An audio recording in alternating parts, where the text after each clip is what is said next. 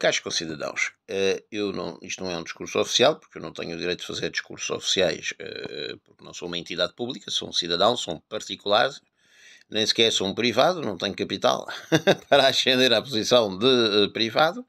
Sou um simples particular com óbvios direitos privados que as desautoridades, e com isto não sufrago numa ideia de extrema-direita, andam a prejudicar há 37 anos, desde a Faculdade de Direito e a sua infeliz iniciativa que foi ratificada pela União Europeia. Nesse sentido, convido inclusivamente à leitura do último volume de Asterix de 1989, O Fosso, desenhado e escrito por Rui Darzo, que reflete exatamente a história da divisão das sociedades que essa situação, ocorrida no ano da queda do muro de Berlim, acarretou, e demos-lhes tudo, nós os cidadãos, e eles não souberam aproveitar nada. Estamos a ver o resultado hoje em dia, a falência da Alemanha, a falência da França, a falência da União Europeia, a falência do Labour inglês e a falência da NATO e das indústrias nacionais europeias. Adiante. No caso português, isto é extremamente triste, tanto mais que a instância número 152 do 10º canto diz precisamente que no dia, Camões avisa o rei, que no dia em que Portugal obedecer aos admirados por nós, franceses, alemães e ingleses, Portugal terá acabado. E que Portugal não pode deixar jamais uma situação dessas acontecer. Ela já aconteceu há muito, como diz Michel Onfray, não se trata da União Europeia, o problema são os maastrichtianos. Portanto, o problema é desde Mitterrand até hoje, e o Tratado de Maastricht, o Tratado de Amsterdão. A Carta de Nice dos Direitos Fundamentais foi um logro, porque se refere não a um catálogo que não existe de direitos fundamentais na União Europeia, mas à aplicação dos direitos fundamentais, sempre devido em qualquer processo concreto que envolva um cidadão com a administração europeia. Além dos processos de concorrência, há uma série e dos funcionários, há uma série de outros processos em que a administração europeia, por tentacular, vai interferir com os direitos dos cidadãos, e por isso mesmo o cidadão poderá invocar, com sucesso ou não, porque será no Tribunal de Justiça da União Europeia, que é um foro altamente parcial, os direitos que lhe reconhece a Carta dos Direitos Fundamentais da União Europeia. Também o Tratado de Lisboa é de uma extraordinária infelicidade, um tratado de união com um tratado de funcionamento. Mas não é isso que eu me queria sequer referir. É muito mais grave e muito mais triste. Enquanto desautoridades e privados muito influentes, nómadas digitais, bolcheviques ricos do imobiliário, não me refiro aos nómadas digitais que não têm empresas imobiliárias, que têm os seus casos e que o seu palacete, mas que não andam em especulação imobiliária, é perfeitamente legítimo e são bem-vindos. Bem-vindo aquele que vem por bem entre nós, como diz a parte da missa no momento do Hosana. Gratidão, pois. O que eu me refiro é o desleixo, que a vontade de ter dinheiro determina em Portugal e concretamente em Lisboa. Esta manhã, 3 de setembro de 2025, caiu de manhã cedo um prédio na Graça, que cai pela fachada porque havia obras ao lado. E a imprensa diz que a fachada faltava de fundamento. Não falta de fundamento, porque aquele fundamento é estacaria, e a estacaria se desenvolve a partir daí numa estrutura flexível, a partir da cabucagem, que é feita precisamente em torno da estacaria e do fundo de entulho que o Marquês de Pombal tinha criado, pelo menos na parte da baixa. Não creio que se aplique à Graça, porque é alta, mas há uma cabucagem que existe, e não é por falta de fundamento, é por falta de acompanhamento do prédio do lado. O que é que isto significa? Que a Câmara Municipal de Lisboa provavelmente não fez o seu trabalho, e nem quero me referir ao PSD ou ao PS, embora seja o PSD que esteja em funções, mas não é esta questão política que está para mim em causa, é a questão política cidadã do desleixo. Tanto se quer criar dinheiro para servir interesses de bolcheviques ricos do imobiliário, nómadas digitais, que se autoriza a construção de qualquer maneira e não se fiscalizou o escoramento que aquela empresa fez àquela fachada. Porque, se vamos reparar, as noites são mais compridas, os dias são mais curtos, há mais vento e mais frio, mas não choveu. dias mais curtos não justificam a fachada de um prédio às 9 da manhã. Por amor de Deus. Portanto, nem sequer são ocorrências climáticas ou meteorológicas que provocaram essa queda. Isso é desleixo. É desleixo e vontade de ganhar dinheiro. Quando nós cruzamos com a informação dada pelo Partido Comunista Português, que está certa, segundo a qual o governo este ano fez isenções fiscais às classes ricas e justamente aos nómadas digitais do imobiliário, muitos dos quais estrangeiros, no valor igual ao investimento português na habitação para os próximos 10 anos, nós já percebemos a diferença de tratamento. E por isso portugueses foram desalojados concretamente esta manhã. O caso ainda mais sensível e mais emblemático é o que acontece esta tarde, depois das 7 da tarde, quando o elevador da Glória descarrila e vai cair sobre a carruagem que estaria por baixo, nem se percebe como ela estaria por baixo, porque quando cruzam estão em igualdade, e já vou explicar porquê, e destruindo-se contra a parede de um prédio do seu lado esquerdo quando foi a cair. Eu cheguei a presenciar isso, não imediatamente, felizmente, porque o ruído deve ter sido monstruoso, mas poucos instantes depois, quando passei. O elétrico foi cair para o lado esquerdo contra uma parede de alvenaria e certamente morreram algumas pessoas. Aquilo parecia, visto à frente do Rock Rendezvous, no antigo Cinema Condes, parecia um monte de palitos completamente destruído, com bombeiros a trabalharem à volta e a tirarem de lá os corpos das pessoas e os feridos e a desencarcerarem os feridos e tudo mais. Isso é uma pouca vergonha, isto é uma indecência, isto é uma sandice. E porquê que é uma indecência e uma sandice? Era isso que eu queria dizer, é desleixo. O elevador da Glória, como o elevador do Lavra, como o elevador da Bica, são elevadores construídos no fim do século XIX.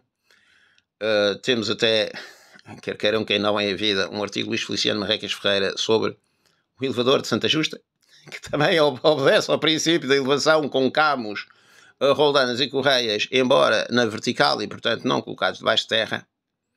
O que sucede é que, precisamente, esses elevadores não são só com rodas em carris, mas têm um perno interno à estrutura do elevador que liga a cadeias profundas, correntes profundas, cabos da largura de 2 dedos de homem, um pulso de mulher, facilmente. 2 dedos de homem que trabalha é bem um pulso de mulher, que vão de baixo para cima em sentido oposto ao do funicular, vamos dizer assim, e que aguentam por baixo a estrutura do referido funicular. Ou seja, ele é alimentado pela energia, tem um motor próprio que lhe permite avançar, mas se ele não tivesse o cabo subterrâneo a funcionar, ele jamais subiria aquela ladeira. Tentai subir lá a pé e vede o peso, são toneladas, que aquela máquina de latão e de aço pesa. Aquilo no meio da calçada da Glória tem uma série de alçapões que dão para uma casa de máquinas impressionante, facilmente do tamanho do interior de um desses elétricos, com uma série de mecanismos de roldanas que são todos ali concentrados e controlados e que podem ser substituídos. Eu já assisti a substituição. Vem um caminhão-grua, tira o que está lá dentro e põe o novo cabo. Isto é como uma corda de guitarra. Tal e qual. Partiu porque a corda tinha que partir. E porquê é que partiu? Porque não foi feita a manutenção. Vejamos. Não acuso ninguém, concretamente, é muito grave fazer acusações, pode relevar do foro criminal, eu não quero acusar, eu quero chamar a atenção para fenómenos que para mim são de uma incúria muito grave a roçar o dolo eventual. Mas não quero acusar concretamente ninguém, sei que não são os maquinistas, sei que não são os guarda-freios. Se não vejamos, a caixa de cada um desses elevadores é cheia de areia. Os alçapões debaixo dos bancos dos passageiros que se levantam à mão estão enchidos de areia. E a areia é passada por pequenos tubos que são enviados às rodas, aos carris possantíssimos daquelas máquinas sempre que é preciso efetuar uma travagem, em particular para descer. E quando um elétrico ou um desses elevadores trava, é ver a nuvem de fumo que o envolve. Ora, não é fumo, é areia muito fina a levantar-se. Por isso até que, antigamente, miúdos metiam barras de sabão azul e branco, não é para fazer, nos carris da Rua de Buenos Aires e de São Domingos à Lapa para ver os elétricos descer a toda a velocidade. E lá os elétricos, coitados, cheios de pó, envoltos em verdadeiras nuvens de areia muito fina. Hoje não se faz e não se deve fazer. Esses carris são regularmente lavados, ou eram, por funcionários que punham um produto próprio, desinfetante e desengordurante para os limpar. E além disso, os cabos inferiores têm que ser mudados. Pois com certeza, se subirem ou descerem a calçada da Glória, verão que entre o meio dos carris há essa via. E se olharem para dentro, veem lá o cabo. E se o virem no funcionamento, quando o elevador parte e não estão na pista do elevador que sobe, por exemplo, o elevador parte a descer e há um que sobe, vereis que os cabos estão a funcionar. E funciona geralmente no sentido contrário da subida ou da descida do elevador que vai a descer ou a subir. Portanto, a areia do travamento vai entrar nesses cabos. E, obviamente, é um fator corrosivo, além do que estão expostos à chuva, que a areia pode vir de lugares marítimos, por exemplo, etc., já vem salgada e tal. Portanto, há aqui uma deficiência de manutenção muito grave, certamente, destes cabos. Não sei qual é a origem, não sei se foi o cabo, não sei se foi outra coisa, é preciso fazer uma investigação aturada, isto é apenas um palpite e deve ser tomado como tal. O último ponto para mim é a solidariedade com os portugueses e os estrangeiros que estavam dentro, porque é preciso que os estrangeiros que nos visitam compreendam que a minha atitude, nomeadamente, e a de muitos portugueses, não é dirigida contra eles. Eles estão a ser explorados pelos seus países e pelo nosso, como cidadãos, numa desavergonhada corrida ao dinheiro fácil, que é, nomeadamente, alimentada e que serve muito deste nomadismo digital do imobiliário rico. Com ideias bolcheviques e podem censurar as pessoas e podem cancelar e censurá-las, isto e aquilo. Portanto, isto é daquelas coisas que não pode ser deixada passada em branco, que não pode deixar de ser sinalizada. Eu não quero acusar concretamente ninguém, não sei se é erro do PSD, se é do PS, se é da Carris, se é da Câmara, se quem for, mas que há erro humano, há.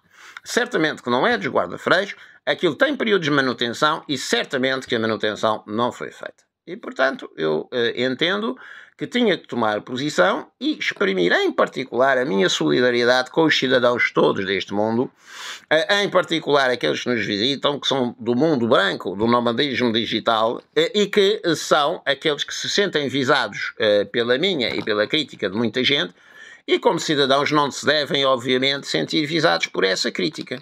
Obviamente que sou o mais solidário possível com eles.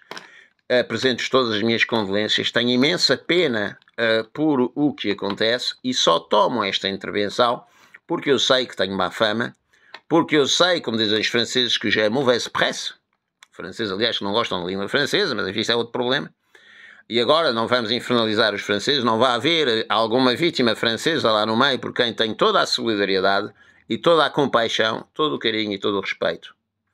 As pessoas vieram aqui para ter um bom momento, não vieram aqui para ser mal recebidas. E nós estamos a receber a mal as pessoas porque estamos a procurar ganhar dinheiro de qualquer maneira. Isso é o que me envergonha neste momento e isto é que me faz profundamente triste com, sobretudo, o facto de serem cidadãos como nós, iguais a nós, que vêm aqui na sua boa fé, com vontade muitas vezes de admirar sinceramente o que é nosso, que não vão levar nada senão uma lembrança daqui, muitas vezes em imagem, e que alguns dos quais podem ter perdido a vida ou ter ficado gravemente aleijados. É essa pena que me suscita e é por isso que eu não quis deixar de intervir. Quanto ao mais, não quero acusar ninguém, mas que há negligência, há, que há um péssimo ambiente que se vive, há, um ambiente de delação, de mentira, de pressão, e, além disso, um ambiente extremamente injusto, em que os recompensados, afinal, são sempre os mesmos, são sempre aqueles que levam vantagem, são sempre aqueles que têm vantagem, e aqueles coitados que, como nós, vêm-nos visitar, como nós poderíamos ir visitar, e eu fui visitar quantidade de países também, acabam por sofrer uma coisa dessas. Tenho imensa pena deles, tenho imensa solidariedade, tenho uma imensa compaixão e apresento-lhes do fundo do coração as minhas sinceras condolências.